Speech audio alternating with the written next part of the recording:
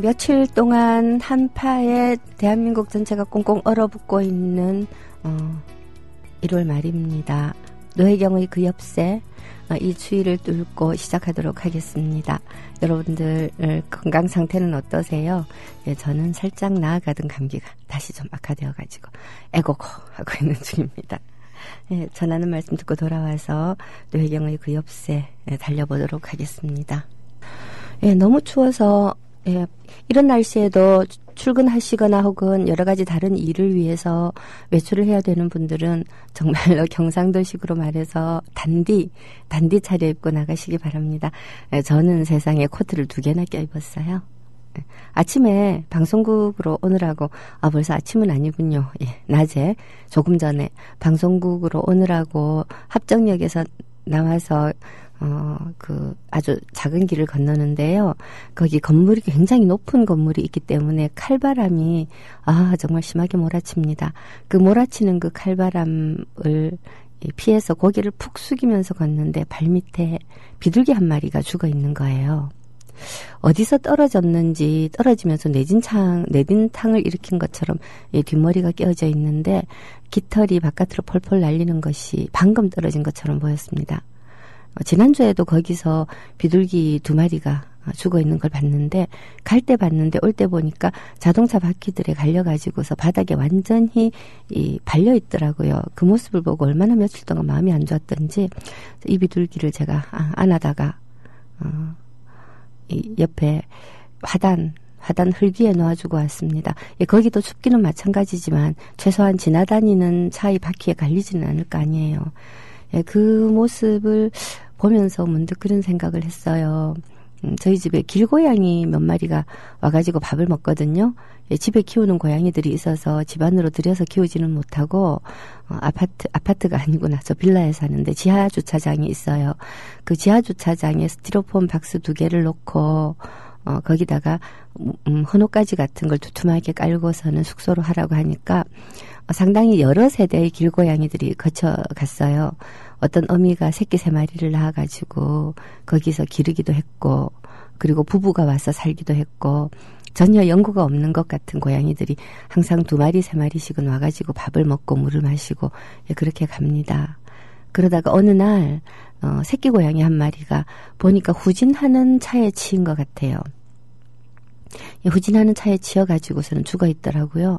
그렇게 하고 나서는 그 고양이 가족은 안 오더라고요.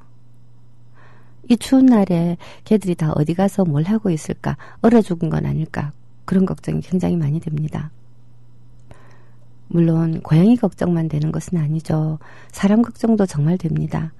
서울역 지하도에 가보면 많은 노숙자들이 여기가 나의 영역이라는 듯이 라면 박스 2개 정도의 상자집을 짓고 그 안에서 웅크리고 사는 모습을 밤 한 11시 이럴 때 종종 걸으면서 집으로 돌아오기 위해서 열심히 빠르게 걷다가 보면 자주 만날 수 있죠. 이런 사람의 존재, 이런 사람들의 존재, 이런 존재들이 있다고 하는 건 우리가 지금까지 해온 정치의 실패가 아닐까, 그런 생각이 문득 들 때가 있어요. 2010년도에 부산시장 선거를 할 때 그때 제가 부산시의 정책홍보본부장이라고 하는 거창한 직함을 맡았거든요. 정책홍보본부장이라는 게 정책도 하고 홍보도 하는데 주로 정책을 홍보하는 역할을 많이 하죠. 그래서 우리가 역점을 두어 내세웠던 것이 박근혜가 대선 때 내세웠던 노인수당 20만 원. 지금 성남 이재명 시장이 참 잘하고 있죠. 이재명 시장이 시의 예산을 이렇게 아껴보고 저렇게 불필요한 지출을 줄여보고 하니까 얼마든지 복지 예산으로 쓸 수 있겠더라라고 했는데 저도 그때 정책홍보본부장을 맡으면서 복지가 시대의 정신이다. 그때 이제 무상급식 문제가 전국적으로 이슈였는데요. 무상급식을 넘어서서 무엇보다 노인 문제가 굉장히 심각해지고 있으니까 노인수당을 올리는 문제하고 부산에 있는 대학교에 다니는 아이들에게 그 반값 등록금을 실현할 수 있기 위해서 등록금 지원을 하는 방법, 이런 것들을 생각해내고서는 계산을 뽑아봤어요. 학교를 다니지 않는 청년들에게 어떤 그 지원을 할 것인가에 관해서는 사실은 조직되어 있지 않은 젊은이들을 지원하기가 생각보다 쉽지가 않더라고요. 예, 그래서 그건 다른 정책으로 학교 다니지 않고 13살에서 18살 사이에 학교에 다니지 않고 있는 부산의 젊은이들을 일단 전수조사를 한 다음 그 다음 대책을 세워보자라고 생각을 했고요. 그렇게 해가지고 계산을 이렇게 쭉 뽑아가지고 복지정책, 3대 복지정책을 부산시장 선거의 중요한 정책으로 내세웠습니다. 노인수당을 그때 98,000원 정부에서 지급하던 것에 10만 원을 보태서 19만 8천 원 지급을 하고, 즉 20만 원 지급하는 거죠. 그리고 그때 노인수당은요, 만약에 부부 두 사람이 노인수당을 받는 대상이었다고 한다면 둘이 합쳐가지고 19만 8천 원, 19만 6천 원을 지급하는 것이 아니고 둘이 합쳐서 한 14만 원인가 15만 원을 지급을 해요. 깎아버린다는 거죠. 근데 그렇게 하지 않고 각각 지급을 하면 두 노인이 수입 없이 산다고 하더라도 기본적으로 노인수당이 40만 원 가까이 나가니까 아주 최저생계는 정말 극단적인 굶어서 죽는 일만은 면하게 할 수 있으리라. 그리고 그 다음 대책을 해보자. 이런 것이었고, 그 다음 학생들이 등록금 문제와 보육 지원, 육아수당, 그리고 보육수당 지원, 이런 것들을 열심히 동계산을 했습니다. 안 주려고 하는 부산시 예결산 그 데이터를 어렵사리 뽑아와가지고서는 몇 날 며칠 밤을 세워가지고 분석을 하고 그랬죠. 그때 함께 분석을 해준 사람들이 지금은 새누리당으로 가버린 조경태 의원의 보좌관들이었습니다. 부산에서 유일하게 국회에서 일을 해본 사람들이기 때문에 그들의 전문적인 능력이 정말 너무나 유용했지요.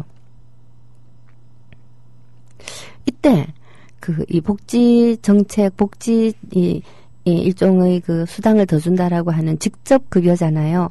직접 수당, 그 기본 수당인데 이 기본 수당 정책을 제시하는 데서 제일 큰 장애가 누구였냐면 뜻밖에도 후보 자신이었어요.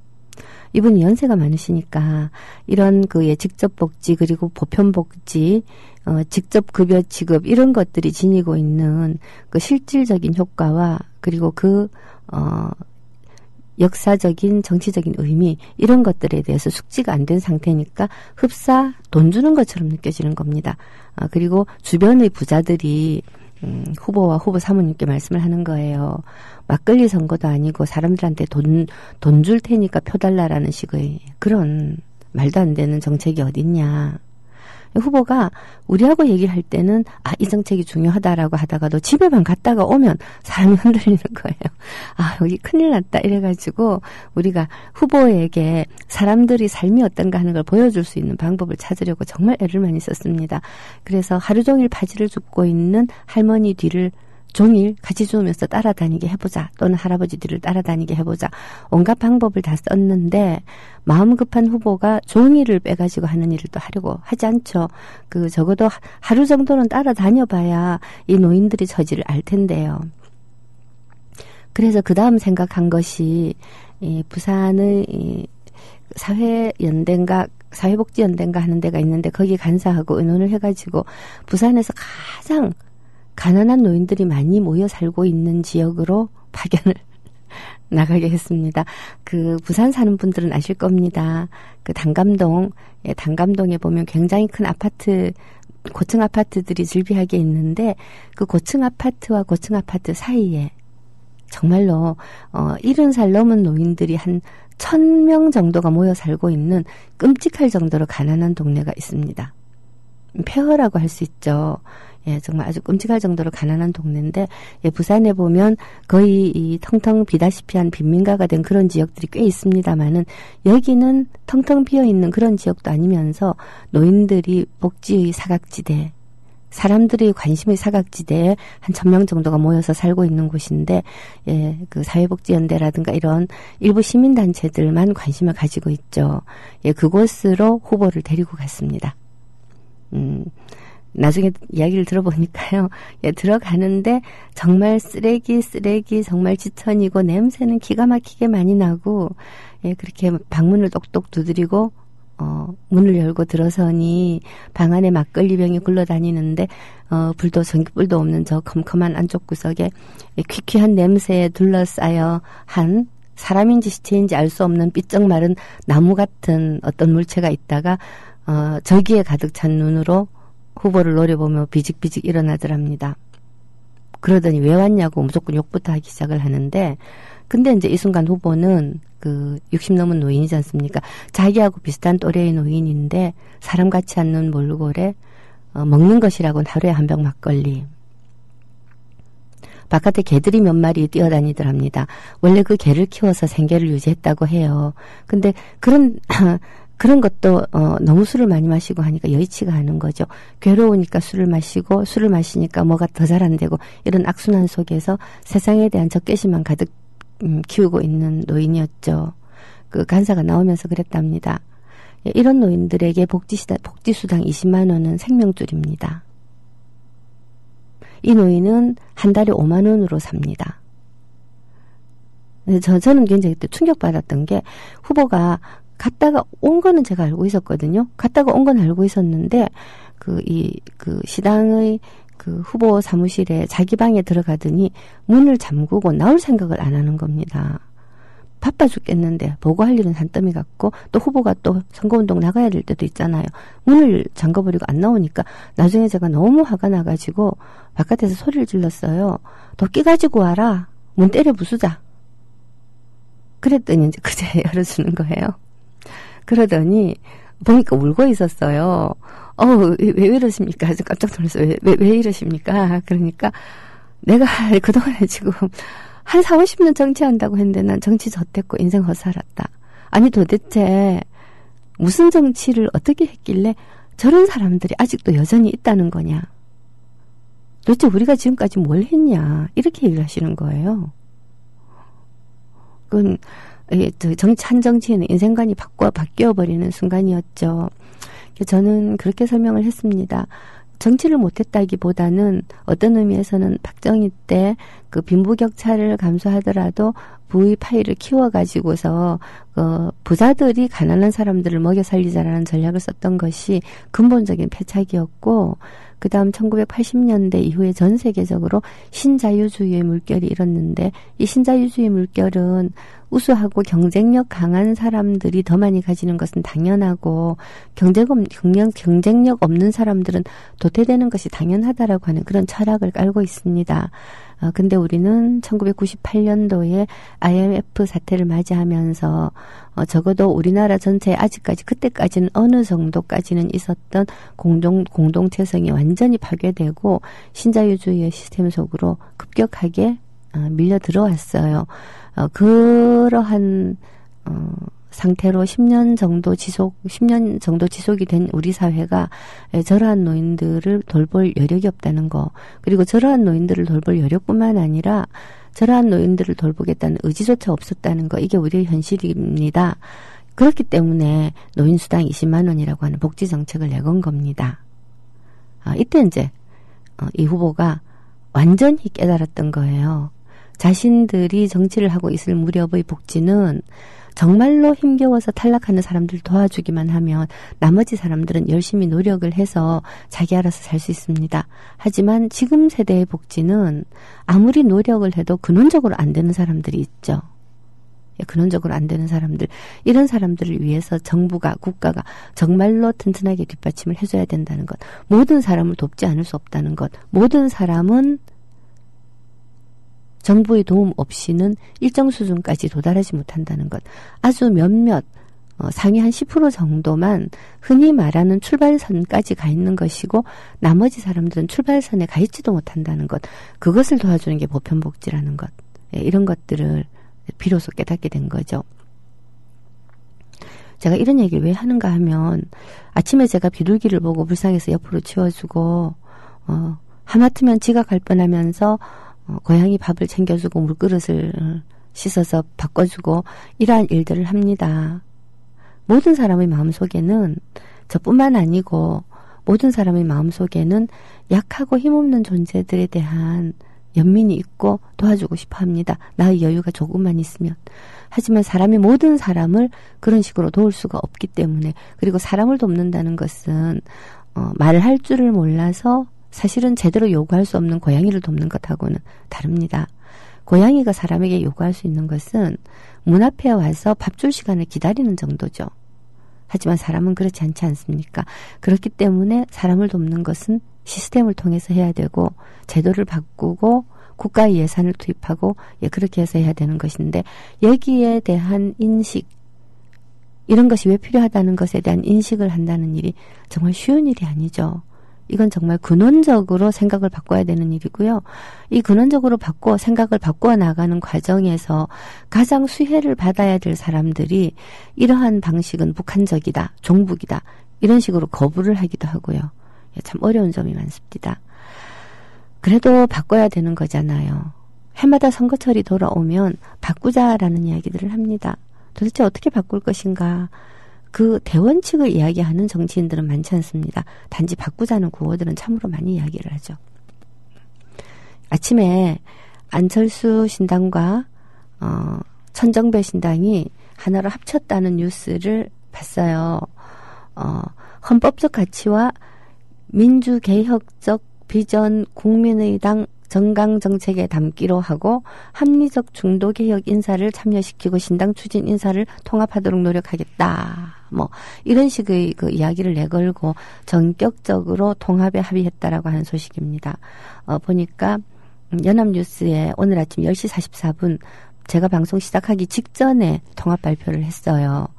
통합할 수밖에 없습니다. 이 당들은 두 당이 자기들이 뭐라고 이야기를 하더라도 그 두 개의 당은 굉장히 잘못된 생각으로 분당하는 사람들이거든요. 호남을 우리의 정치적 기반으로 삼겠다라고 하는 생각 하나. 그 다음에 친노에 대한 반대. 자, 친노가 이 시점에서 친노가 과연 있느냐, 친노가 누구냐, 이런 질문을 하지 말기로 합시다. 그들에게는 명확히 친노가 있습니다. 천정배나 안철수에게는 명확히 친노라는 세력이 있습니다. 그리고 그 명확히 그들에게 있는 그 세력을 외부에서 바라보는 우리의 눈으로는 안철수를 대통령 후보로 만들지 않을 것 같은 사람들이 다 친노입니다. 천정배의 눈으로는 조금 더 복잡합니다. 저는 천정배 의원이 저기까지 간 것에 관해서는 어느 정도까지는 이해가 갑니다. 다만 그의 동기가 이해간다고 해가지고 그의 행위가 동의가 되는 것은 아닙니다. 그건 좀 다른 문제죠. 저 사람이 어쩌다가 저기까지 갔는지 이해는가 하지만 그가 하고 있는 짓은 정말 엉망이야. 이건 조경태한테도 해당되는 이야기죠. 자, 이렇게 이 자기 자신의 개인의 어떤 억울함, 이런 것들을 공동체에 투사를 해가지고서 새로운 당을 만들겠다라고 하고 할 때 필연적으로 잘못되게 되어 있습니다. 어떻게 잘못되게 되어 있었느냐 하는 거 오늘 좀 차분하게 얘기 좀 하고요. 자, 제가 복지 이야기를 했었는데 근원적으로 정당이라는 게 무엇을 내세워야 되는 것인가에 대한 생각 없이 정강정책 그럴싸하게 만들어 놓고 실천할 의지도 없이 적당한 사람들을 참신한 인사들을 끌어모은다는 미명하에 죄송한 말씀이지만 온갖 쓰레기들, 배지 달고 싶은 온갖 쓰레기들을 다 받아들이고 이런 식으로 정당을 만들면 그게 2개가 있든 3개가 있든 10개가 있든 못 살아남지요. 그게 하나로 통합하든 반개로 통합하든 못 살아남습니다. 저는 그렇게 생각해요. 자, 오늘 이 노혜경의 그 옆새는 신청곡도 하나 준비를 안 하고 제가 시작을 해가지고요. 역시 로니님한테 의지할 수밖에 없네요. 잠깐만, 여러 가지 문제들을 제가 지금 일으켰네요. 비둘기 이야기하기 바빠가지고 음악도 안 틀어놓고, 로니님께서 신청해주신 조화문 노래, 사랑하는 우리 준비하도록 하겠습니다. 제가 지금 목이 좀 쉬었죠? 너무 듣기 싫지 않았으면 좋겠는데요. 양해해 주시기 바랍니다. 네, 로니님이 신청해 주신 조화문의 사랑하는 우리 들으셨습니다. 제가 이 부산시장 선거 때 얘기를 한 거는요. 그때 당시 선거가 보면 아마 전국적으로 이 단일화 전략, 무소속 전략, 그리고 정책 선거, 이런 것들이 굉장히 서로 잘 맞아 떨어졌던 그런 선거가 아니었나 하는 생각이 듭니다. 그렇다고 해서 당이 뭘 되게 잘했다는 생각은 안 들어요. 참 이 복귀를 해보면 기가 막힌 일들이 많이 있었는데, 사실 그 김정길 전 장관을 부산시장 후보로 내보내자라고 하는 것은 처음부터 저희 아이디어였어요. 예, 그분은 이미 그 정계 은퇴를 선언하신 분이었어요. 대한체육회장을 맡으면서 정계 은퇴를 했고, 체육회장 임기를 이명박 들어갔고 핍박이 굉장히 심했죠. 그래서 다 못 마치고 내려놨다고 기억하는데, 예, 그러면서 정치권에서는 완전히 떠난 걸로 되어 있었는데, 제가 노무현 대통령 돌아가시고 49세를 가려고, 근데 죄송합니다. 49세를 가려고 하는데 서울에서는 도저히 못 있겠는 거예요. 못 있겠어서 그때 제가 대학원 박사과정 첫 학기 있던 무렵이라 정말 억지로 레포트 써놓고는 부산까지 걸어가겠다. 봉화까지 걸어가겠다. 그러니까 남편이 펄쩍 뛰는 거예요. 아니 위험하게 봉화까지 걸어간다고 안 된다. 내가 국도 따라 걸어가면 된다. 그랬더니 안 된다고. 차라리 제주도를 가가지고 그 제주 올레길을 한 바퀴 돌고 난 다음 봉화로 건너가는 게 어떻겠냐. 이런 타협안을 내세워요. 도저히 견딜 수가 없어서 뭔가 집을 떠나서 어딘가 걸어야 되겠다면 그게 낫지 않겠는가. 타협책으로 딸을 데리고 제주 올레길을 걷는 것을 동의를 하고 건너갔어요. 그때 건너가가지고 첫날 다리를 부러뜨렸죠. 비가 약간 오고 있었는데 딸하고 둘이서 돌아가신 분 이야기를 하면서 걷고 있는데 뒤에서 누가 부르는 것 같은 착각이 드는 거예요. 네? 하고 돌아보는데 발목이 휙 돌아가면서 완전히 발목이 한 바퀴 돌아가면서 그 오른쪽 발목뼈가 모조리 다 부러졌습니다. 그래가지고 한 70일 정도를 병원에 입원해 있었거든요. 70일 정도 입원해 있는 사이에 이 김정길 장관님이 문병을 오셨어요. 화분을 하나 들고 오셨는데 오셨는데 얼굴을 보니까 참 눈물 나더라고요. 그래서 제가 막 울면서 그랬습니다. 장관님 복수해 주세요. 장관님 복수해 주세요. 내년에 지방선거 있잖아요. 돌아가신 지 1년 1주기 되고 며칠 있으면 투표잖아요. 복수해 주세요.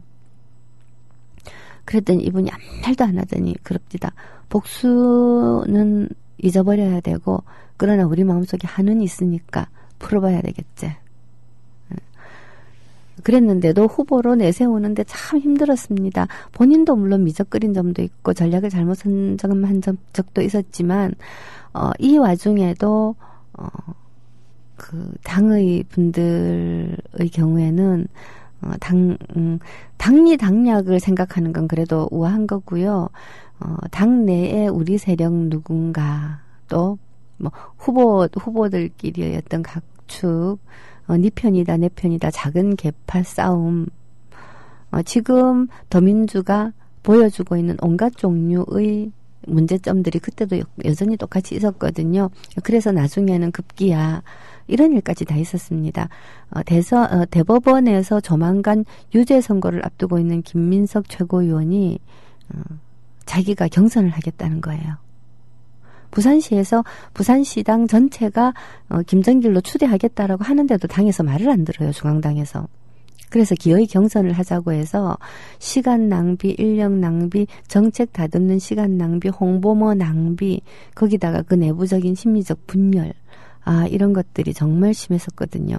어떻게 저떻게 어렵사리 봉합을 하고 겨우 후보가 되었는데 그때 과정을 생각해 보면서 저는 두 가지 생각이 동시에 들어요. 어떻게 가는 것이 가장 효율적이다라고 하는 걸 우리가 알고 있어도 정치권에서는 직진할 수는 없다는 거, 이걸 인정해야 된다는 거죠. 그때는 너무 화가 많이 났습니다. 어떻게 이럴 수가 있나. 근데 지나고 나서 생각해 보니까 그런 것들을 견디고 극복하는 게 정치의 과정이더라고요. 완벽하게 훌륭한 정치인은 없는 거죠. 우리는 지금 후단협에 대해서 있을 수도 없는 악으로 생각합니다마는 지금 2002년도부터 지금까지 2016년까지 더민주당에서 일어나고 있는 일들, 모든 일들은 크건 작건 후단협의 연장선상에 있습니다. 이름이 후단협이죠. 후보 단일화 협의회, 정확한 명칭은 까먹었습니다만, 이름이 후단협이지만, 자기들이 경선을 통해서 정당하게 뽑아놓은 후보를 흔들고, 좀 더 표를 많이 받을 것 같은, 다른 후보와 단일화 하라는 겁니다. 정몽준하고. 명분상으로는 말이 안 돼요. 근데, 복기를 해보면, 그 결과로 이겼습니다. 정치라고 하는 것은 뚜렷하게 정해진 정답이 있는, 명분이 있는, 그리고 원칙을 명문화시켜 놓은 그런 길을 따라가는 것이 아니고, 사람들이 마음이 움직이는 데 따라서 초기 민감한 사람들이 불안을 느끼면서 뭔가 막 이렇게 몸부림을 칩니다. 그런 것들이 정치판을 흔들고 하면서 가는 것이기 때문에 큰 중심을 잡고 있는 어떤 지도자가 있다면 그런 여러 가지 종류의 분란들을 하나로 통합해가면서 갈 수 있는 것이고, 중심을 잡고 있는 지도자가 없다면 분란이 점점 더 커져서 큰 분란이 되어 나가는 것이지요. 그때 당시에도 만약에 노무현 후보가 저 같은 개혁당 멤버들의 요구, 그러니까 후단협이 너무 흔들어서 그 후보 자리에서 쫓겨나거나 당에서 쫓겨나게 되면 우리 당에서 노무현을 대통령 후보로 삼아서 대통령 선거 치르고 야당하자. 이게 개혁당의 전략이었어요. 예. 이런 우리 같은 사람들의 순혈파, 열혈당이라고 저는 가끔 불러요. 우리의 의지가 옳기 때문에 우리의 의지대로 실현해야 된다라고 주장하는 사람들이 열혈당들이잖아요. 저도 역시 열혈당 중에 한 명인데, 열혈당들이 주장을 받아들여서 노무현이 야당할 것을 불사하고 그때 단일화를 받아들이지 않았다면 아마도 이회창이 대통령이 됐겠죠. 100% 되었을 거예요. 그런데 노무현이 후보 단일화를 받아들여서 정몽준하고 단일화를 한다면 셋 중에 하나예요. 노무현이 대통령이 되든가 이회창이 되든가, 극단적으로는 정몽준이 되든가. 하지만 단일화를 받아들이지 않는 쪽은 대통령이 될 가능성이 1%도 없는 것이고, 단일화를 받아들이는 쪽은 그래도 30%나 생겨요. 이랬을 때 결국 결단은 대통령이 하고 싶으냐 아니냐에 달린 겁니다. 노무현이 단일화를 받아들이겠다라고 했을 때 저는 정말 울었거든요. 정말 울었어요. 하지만 울었지만 그거는 분해서 울었다기보다는 굉장히 마음이 복잡했는데, 이 사람은 진짜로 대통령을 하고자 하는구나. 그리고 대통령을 하고자 단일화를 받아들인다고 하는 게 이 사람의 성정, 곧고, 그리고 원칙에 어긋난 일은 하고 싶어 하지 않고 몰상식한 일은 타협하고 싶어 하지도 않는 이 사람의 성정에는 엄청나게 괴로운 일이었으리라. 하지만 그 괴로움을 무릅쓰고 받아들인다. 왜냐? 대통령이 될 수도 있는 아주 작은 가능성을 끝까지 쥐고 있어야 국민에게 희망이 있기 때문에 그걸 순간적으로 깨달은 겁니다. 그래서 정말 많이 울었어요. 울고서는 사람들한테 정말 그때 정말 설득을 엄청나게 했지요. 사람들이 노무현이 우리를 배신을 했다는 또 오만 난리를 쳤어요. 노사모 사람들이 난리를 쳤는데, 정말 그 사람들을 설득하느라고 제가 나중엔 목이 쉬어서 말이 안 나오더라고요. 지금보다 상태가 10배쯤 나쁘게 변하더라고요. 예. 이 이야기를 왜 하는가 하면, 안철수 당으로 분화되고, 천정배 당으로 분화되고, 이런 분열의 움직임들이 그때 당시에 후단하고 똑같습니다. 문재인이 후보여서 그렇다는 게 아니라, 정당한 절차를 통해서, 어찌되었든지 간에, 정당한 절차를 통해서 뽑은 당대표 아닙니까? 근데 정당한 절차를 통해서 뽑은 당대표를 그때 발생하는 정치적 혼란, 정치적 크고 작은 정치적 패배 이런 것들에 따라서 늘 책임을 묻겠다라고 덤빕니다. 어떤 책임은 당뇨 몇 명을 가는 걸로 해결할 수 있고 어떤 책임은 당원들 앞에 사과하는 편지 한 통으로 해결할 수도 있고 진짜 정말 중차대한 이 당대표를 그만둔다는 정도의 중차대한 책임이라고 하는 게 그렇게 사실 많지가 않습니다. 그런데도 끊임없이 물러나라고 주장을 하다가 결국 안 되니까 당을 깨치고 나간 사람들은 그 후단 사람들하고 따지고 보면 다를 바가 없는 거예요. 차이가 있다면 후단협 사람들은 외부의 정몽준을 후보로 삼자라고 하는 단일화 하자는 거죠. 이 안철수는 자기가 후보가 되고 싶은데 안 될 것 같으니까 라고 하는 이러한 차이가 있을 뿐이지만 본질은 똑같습니다. 본질은 똑같아요. 나의 세력들이 좀 더 많은 파일을 차지할 수 있는 방법으로 판을 짜보겠다라고 하는 것.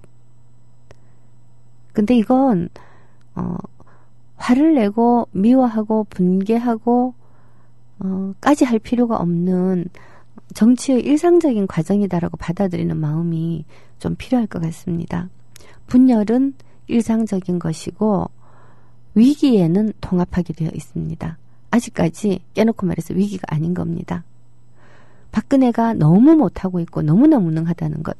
그들이 동원할 수 있는 모든 수단과 방법을 다 동원을 해서 박근혜의 무능함과 무도함을 가리고 있습니다. 언론이 가려주고 당의 조직이 가려주고 카카오톡이 가려줍니다.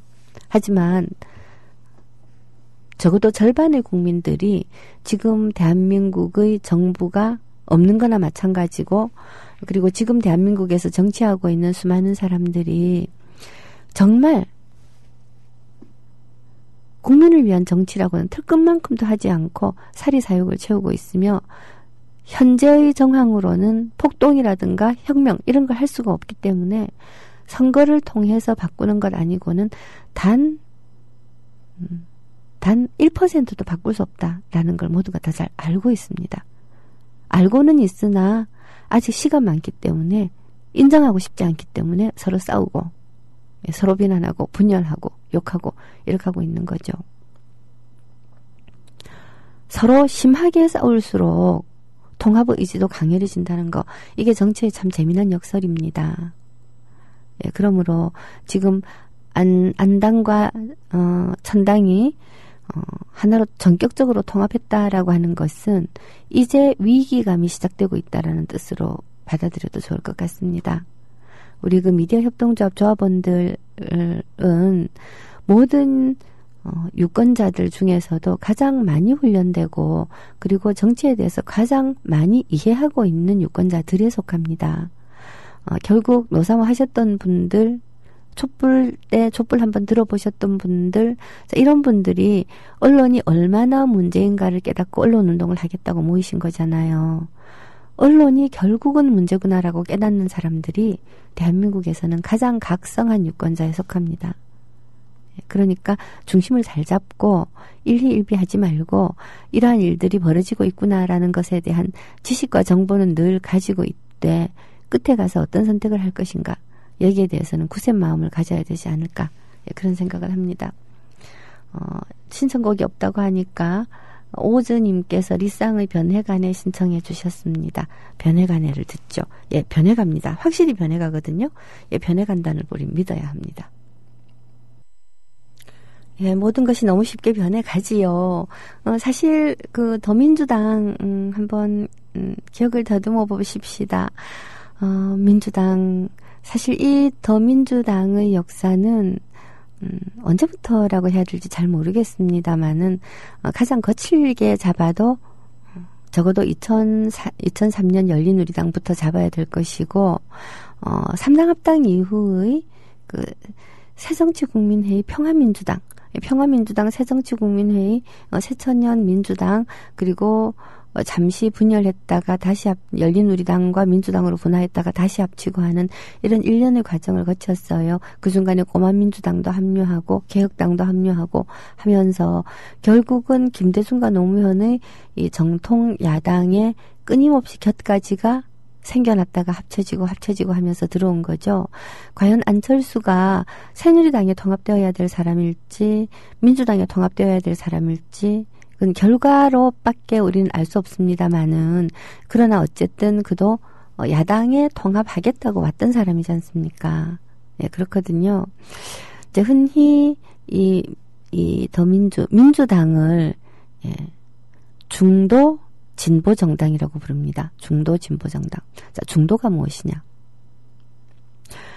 민주당에 을지로위원회라고 하는 게 있어요. 이 을지로위원회에서 내세운 것이 중도 진보라고 하는 말인데, 이때 중도라고 하는 것은 흔히 말해서 보수와 진보의 중간이다.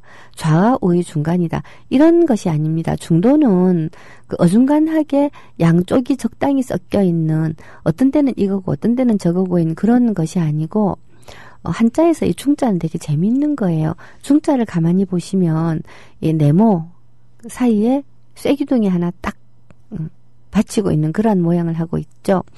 중이라고 하는 것은 적중했다라는 뜻입니다. 가운데를 맞췄다. 이때 가운데는 물리적이고 공간적인 복판을 이야기하는 것이 아니고 마음의 중심, 무게중심 이렇게 말할 때, 즉 거기를 꿰뚫으면 존재 전체를 아우르는 어떤 자리, 이거를 중이라고 그러거든요. 즉 중도라고 하는 것은 균형 잡힌 길을 간다라는 뜻이지요. 진보에도 보수에도 치우치지 않는다. 우리는 흔히 이런 말을 하는데요. 전 그 말 되게 이상하다고 생각해요. 왜냐? 진보란 무엇이고 보수란 무엇이냐? 사람들이 이만하면 고통도 크게 견딜만 하고 완전히 고통이 없는 건 죽은 상태니까요. 삶의 고통을 이만하면 견딜만 하고 그리고 다른 사람을 도와줄 여력도 있고 공동체의 여러 가지 모순점들을 우리 힘으로 고쳐나갈 수 있을 것 같고 평화가 유지되고 이러한 상태를 우리는 행복하고 평화롭다고 하지 않습니까? 행복하고 평화로운데 사람은 살아야 하기 때문에 시간이 가면 에너지가 분산이 됩니다. 자꾸만 여러 가지 일들이 생겨납니다. 이 생겨나는 일들 앞에서 현재의 상태를 어떻게 처리할 것인가를 두고 저는 진보와 보수가 갈린다고 생각하거든요. 보수는 과거의 상태에서 좋았던 점을 계속해서 유지하는 방법으로 새로이 생겨나는 문제들을 해결하자라고 하는 사람들이고, 진보는 과거의 상태 가운데서 부족하거나 미흡했던 점을 고쳐나감으로써 좋았던 상태를 유지하자라고 하는 그러한 태도라고 생각을 합니다. 물론 학술적으로는 진보는 어떻다가 보수는 어떻다라고 하는 굉장히 많은 이야기들을 할 수 있겠습니다만은 진보주의와 보수주의 이러한 주의가 붙는 말하고 진보 보수는 매우 다르기 때문에 진보와 보수를 저는 그런 식으로 생각합니다. 같은 현상에 대해서 물이 반이나 있다라고 생각하는 사람이 보수적인 사람이라면 물이 반밖에 없잖아라고 생각하는 사람은 진보주의적인 사람이라고 생각할 수 있겠어요. 자, 이렇다면 이 사람들이 합의할 수 있는 부분이 어떤 부분일까요? 합의할 수 있는 부분. 그 바로 합의할 수 있는 부분을 확대시켜 나가자라고 하는 쪽이 아마도 중도에 가깝기 때문에 우리나라 사람들은 중도를 조금 더 보수적인 것으로 생각하고 있는 것 같아 보여요.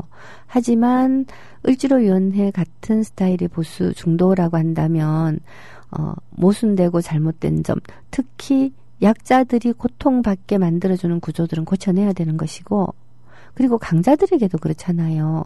돈을 많이 가지고 있는 사람이라고 해서 존경받고 인간의 존엄성을 지켜나가는 존재라고 할 수는 없습니다. 인간이 자기 존엄을 지키려면 아까 이 쿠루루님 말씀 같은 분들처럼 고양이가 배를 굶고 있으면 밥을 먹여주고 싶다라고 생각하는 것이 존엄한 인간의 기본적인 자세예요. 하물며 노숙자들이 있으면 저 사람들한테 내가 매일같이 우리 집에 데려와서 씻기고 재우고 먹이고 살리고 할 수는 없을지라도 저런 사람들에게도 집이 있었으면 좋겠다라고 생각하는 게 기본적인 인간의 존엄한 마음이죠. 자, 이러한 상태를 가지고 있는 있는 사람들도 내가 내 것을 뺏길까 봐서 바들바들 떨면서 노숙자 저런 것들은 싹 눈에 안 보이게 싹쓸이 해버려야 돼. 이런 흉측한 마음이 아니라 자, 내가 이 가지고 있는 걸 내가 어떻게 제대로 내놓으면 저런 사람들을 도와줄 수 있을까라고 생각할 수 있게 만들어주는 것. 이게 존엄성을 지키는 방법이고요. 그러니까 중도라고 하는 것은 저는 이러한 타협점을 찾아내는 그러한 방식이라고 생각을 해요. 사람이 돈이 많다, 돈이 작다. 이게 내가 권리다, 의무다. 이런 걸 다 떠나가지고 가난한 사람들에게도 자기 인격적 존엄성을 지킬 수 있고 부자인 사람들에게도 타인의 존엄을 지켜줌으로써 스스로 명예로워질 수 있는 이러한 방법을 찾아내는 것. 그렇다면 지금까지 이 한나라 계열, 새누리당 계열들이 왜 나쁜지를 금방 알 수가 있잖아요. 자기 권력을 유지하고 타자에게 군림하고 다른 사람들을 능멸하는 데서 즐거움을 찾는 정치는 비열한 정치입니다. 근데 이 새누리당 쪽의 정치는 민주공화당 초기 시절 일부를 제외하고는 언제나 타인 위에 군림하고 권력을 휘두르는 데서 기쁨을 느끼는 비열한 정치였잖아요. 그 비열한 정치에 맞서서 사회적 약자들이 연대해가지고 가난한 사람, 힘없는 사람들도 똑같은 인간이다를 주장해온 것이 민주의 정치였다고 한다면 여기에서 위배되는 모든 운동들을 이 안으로 끌어들일 수 있도록 설득하는 것이 저는 민주당의 할 일이라고 생각을 합니다. 더불어 함께 살자. 더불어 민주당이잖아요. 더불어 함께 사는 것이 도대체 어떤 것이냐. 가진 사람에게 가진 것을 내놓기만 하면 된다고 말할 것인가. 그거는 아니겠죠. 아까도 말씀드렸듯이 사회적인 약자를 돕기 위해서 자기가 가지고 있는 것 가운데 가장 흔한 것인 약간의 세금을 내고 대신에 존경과 명예를 받아갈 수 있다면 그게 훨씬 더 남는 장사가 아니겠어요. 예, 저는 무엇을 줄 것인가, 무엇을 줄 것인가를 생각하면서 무엇을 더 받을 것인가를 고민하는 그러한 정당으로서 더민주당이 지금의 분열 국면에 하루빨리 자기 정체성을 가다듬었으면 좋겠다라는 생각입니다. 이야기가 그 가난한 노인에게 20만 원 주자에서부터 그 부자에게 명예를 주고 약자에게 존엄을 맞바꾸는, 부자의 명예와 약자의 존엄을 맞바꾸는 그런 정당으로 만들어 보자라고 지금 주장을 하는 대로 끝이 났는데요. 요약을 하자면 이렇습니다. 더민주당은 세금 더 거두자라고 말해야 됩니다. 근데 세금을 더 거둘 때 부자들이 너무 가지고 갔으니까 세금 더 내놔가 아니고 부자들이 가장 내놓기 쉬운 좀 더 많은 세금을 내므로써 가난한 사람들이 존엄성을 지키는 국가의 일을 도와주고 그것을 통해서 부자들이 존경받도록 하자라는 겁니다. 예, 그러한 이야기들을 잘 설득해서 자 지금 안당으로 분열한다, 천당으로 분열한다, 또 뭐 어땠다, 뭐 저쨌다, 뭐 분당으로 분당한다, 막 이런 식의 정치 공학적인 생각에서 빨리 빠져나와가지고 적어도 유권자들만이라도 어떤 정당을 원해, 어떤 정치를 원해라고 하는 꿈을 지속적으로 이야기를 함으로써 저당들이 어쩔 수 없이 통합하도록 예, 그렇게 만들어 갔으면 하는 바람이라는 거죠.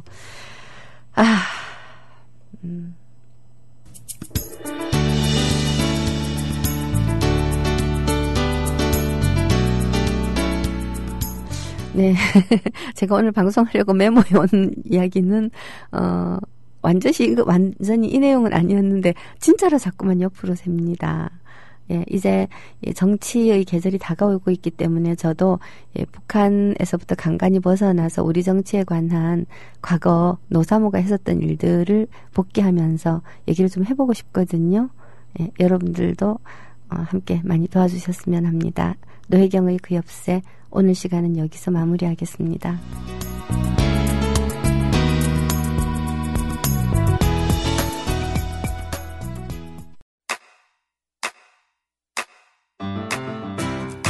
국민라디오 지지하는 4가지 방법 아시나요?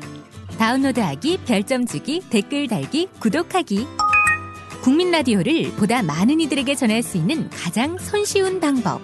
다운로드하기, 별점 주기, 댓글 달기, 구독하기. 잊지 마세요. 다운로드하기, 별점 주기, 댓글 달기, 구독하기.